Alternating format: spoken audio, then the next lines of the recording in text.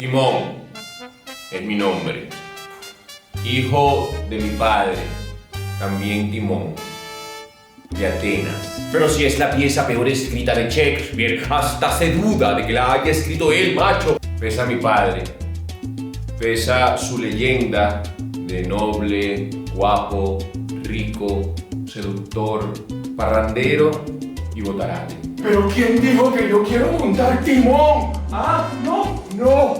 Dije que quiero trabajar a partir de él. No dije que... A ver, ¿de qué va Timón? Timón huye a los bosques donde las bestias le serán menos feroces.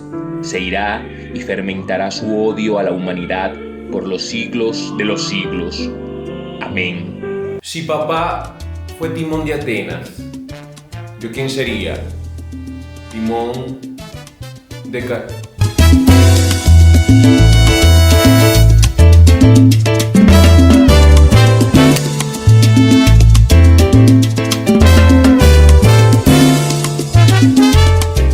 Tal vez la lucidez solo me bendijo para maldecirme. Dámelos, sí, dámelos, que yo te doy barriles y tú me los pagas cuando puedas. Luz que se va y pedigüeño todo. Hijos perdidos, nietos idos. ¿No encuentras grandeza en la misantropía de este personaje? Ay, perdón, ¿alguno de ustedes me podría explicar qué significa misantropía?